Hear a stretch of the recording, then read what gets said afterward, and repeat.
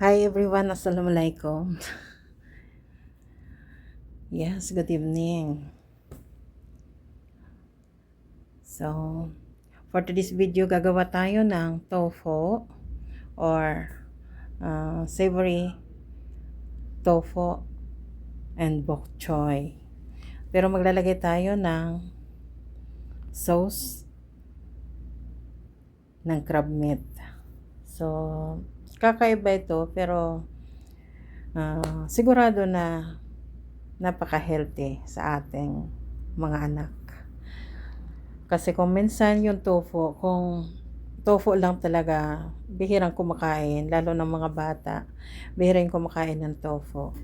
So, ayun, gagawa tayo ng pinaka-sauce niya.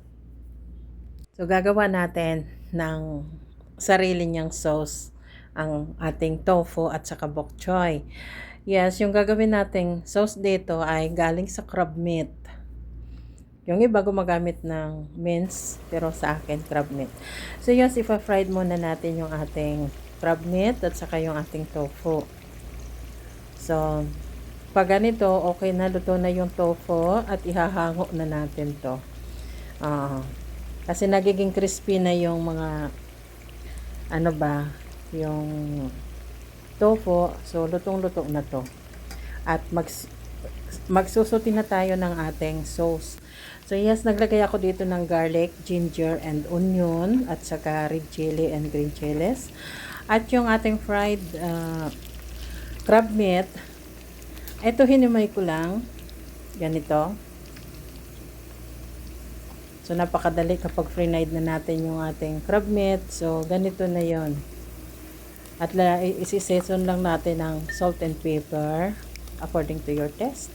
At yes, maglalagay tayo ng oyster sauce, dark soy sauce, and light soy sauce. At maglalagay din tayo dito ng konting brown sugar. Depende yon kung gusto nyo.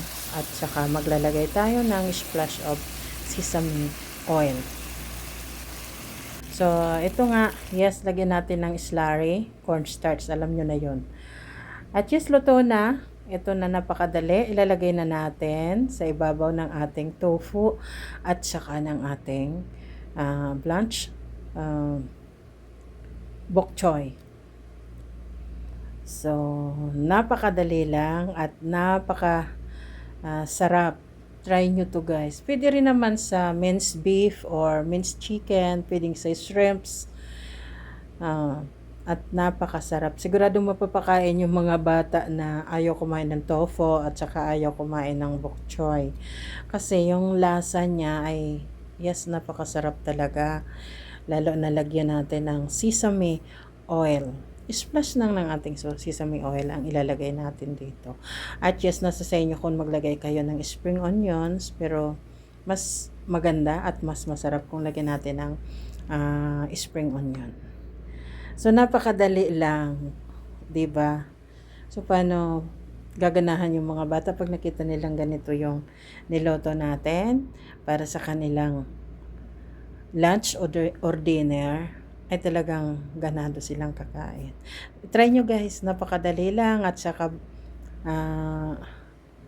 yung ingredients natin ay hindi naman kamahalan. Kukuha natin sa palengke. At napakasarap. Siguro guys, pwede rin naman lagyan natin ito ng noodles. Hanggang dito na lang. Thanks for watching. Sana nag-enjoy kayo.